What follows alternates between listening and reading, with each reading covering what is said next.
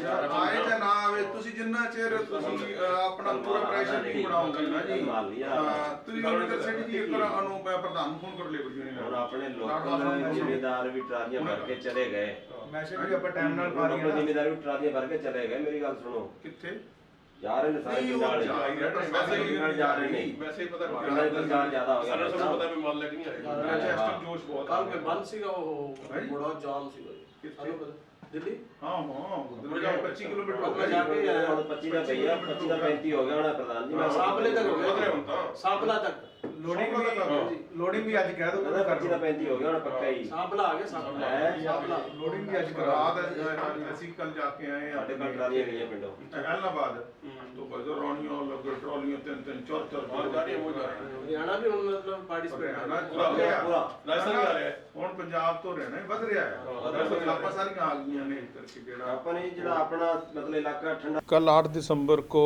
जो किसान आंदोलन के लिए भारतीय किसान यूनियन ने फैसला कराया कि पूर्ण भारत बंद रहेगा, उसमें आड़ती एसोसिएशन ने यह निर्णय लिया है कि कल सिरसा अनाज मंडी पूर्ण रूप से बंद रहेगी, पूर्ण रूप से हड़ताल रहेगी। ना तो कल कोई माल बेचा जाएगा, ना कोई ख़रीदा जाएगा, ख़रीदा हुआ माल लोड भी नहीं किया जाएगा। लेबर का भी हमें पूरा समर्थन है, लेबर भी काम नहीं करेगी।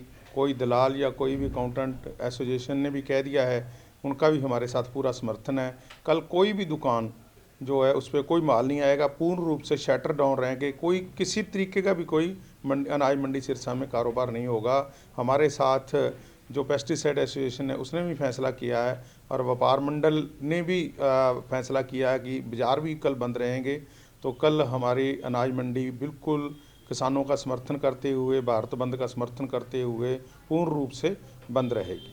तो सर क्या कुछ शहर में कोई प्रदर्शन भी किया जाएगा? हाँ, पहले हम सुबह 10 बजे इकट्ठे होके मार्केट कमेटी के दफ्तर के आगे इकट्ठे होंगे। यहाँ से पूरी मंडी में रोष मार्च निकालेंगे और उस मार्च के बाद हम सीधे जो कल किसानों का एक सुभाष चौक में इकट्ठे होने का प्रोग्राम बना हुआ है, वहाँ जाकर हम उनको समर्थन देंगे, उनके उस रोष मार्च में शामिल होंगे। कल बिल्कुल बंद रहेगा। अगर कोई कल किसी दुकान पे माल मंगाते हैं या कहीं भी वो माल बेचने की कोई कोशिश करेगा तो हम उसकी दुकान के आगे धरना प्रदर्शन करेंगे। वहाँ हम जो है वहाँ दरी बिछा कर बैठेंगे। कल वैसे ये जितना भी कानून बना है हमारे आड़तियों के ही बरखिलाफ बना है। जो किसान और आड़ती का रिश्ता चला आ रहा है पीढ़ी दर पीढ़ी, उसको तोड़ने के लिए बना हुआ है। तो इसलिए तो मॉरल हमारी ड्यूटी है कि हम इस कानूनों के विरोध करें, क्योंकि सबसे ज़्यादा जो अनाज मंडियों को ही नुकसान होने जा रहा है इन कानूनों के लिए। तो ऐसी कोई नौबत नहीं आएगी। हमारा पहले भी पूरी अनाज मंडी का, पूरे आड़तियों का, सिरसा ही नहीं पूरे हरियाणा में, सिरसा डिस्ट्रिक्ट की सभी मंडियों में, कालावाली मंडी में, इलाहाबाद और डब वाली मंडी में, रानिया में, डिंग में, हर जगह पे हम पूर्ण रूप से हड़ताल रखते हैं और इस में बढ़ चढ़ कर समर्थन करते हैं। तो हमारे अशोक गुप्ता जी जो स्टेट के प्रधान हैं, उनकी तरफ से भी आदेश है कि 8 तारीख को पूर्ण रूप से सारे हरियाणा की अनाज मंडियाँ बंद रखी जाएंगी। तो ऐसी कोई भी नौबत नहीं आएगी कि कोई भी कल माल मंगवाएगा।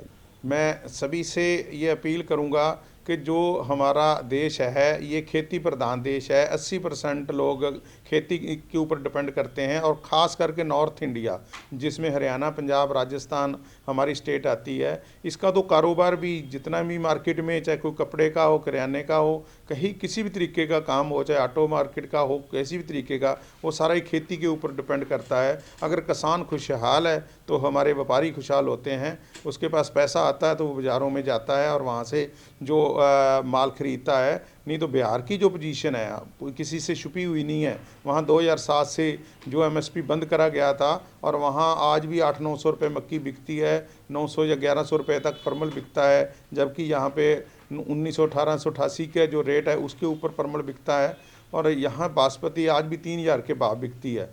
तो यहाँ का किसान खुशहाल है, इसी करके यहाँ नॉर्थ इंडिया का व्यापारी भी खुशहाल है। तो उनसे भी मैं पूरी उम्मीद करूँगा और उनसे अपील करूँगा कि आप भी पूर्ण रूप से अपने काम बंद करके ये 3 काले कानून को सरकार के ऊपर हम प्रेशर बनाएं, केंद्र सरकार के ऊपर इसका प्रेशर बनाएं कि वो इनको वापस ले, जिससे हमारा जो व्यापार है, जो हमारी खेती है वो बची रहे और हमारा नॉर्थ इंडिया है जो वो उसी तरीके से खुशहाल रहे। नहीं तो इसको भी बिहार जैसी स्थिति बना दी जाएगी।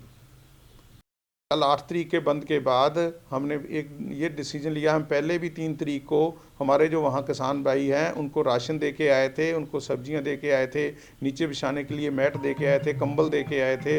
अब हमने दोबारा फिर निर्णय लिया है कि एक तो वहाँ कंबल की ज़रूरत है और राशन की ज़रूरत है, वो भी हम 10 तारीख को यहाँ से फिर एक कैंटर लेके जाएंगे। हमारे साथ पहले तो कालांवाली मंडी अलग से गई है, अब ऐलनाबाद भी कल मैं मिला था वहाँ के प्रधान जय सिंह गोरज से, उन्होंने कहा था हम भी आपके साथ चलेंगे। डब्बली के प्रधान गुरदीप कामरा जी ने भी कहा कि हम इस बार इकट्ठे होकर वहाँ राशन और उनको सपोर्ट दे के आएंगे। तो दिल्ली जाने का भी इसके बाद हमारा पूरा समर्थन रहेगा। यहाँ से हम पूरी गाड़ियाँ लेकर और राशन लेकर जो किसानों का समर्थन करने के लिए टीकरी बॉर्डर है जहाँ पर सिरसा और रोड़ी के हमारे किसान बैठे हुए हैं, डब्बली के किसान बैठे हुए हैं, उनको समर्थन देने के लिए हम टीकरी बॉर्डर पर जाएंगे।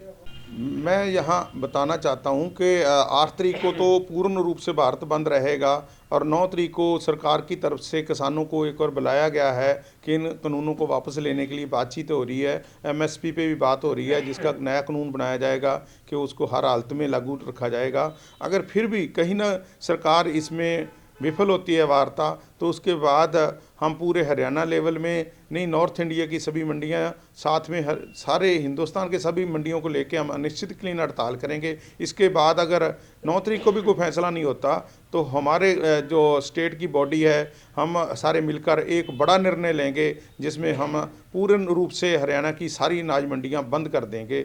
और मैं फिर दोबारा सरकार से यही अनुरोध करूंगा कि जल्दी से जल्दी इन तीनों काले कानूनों को वापस लेके किसानों का समर्थन करें।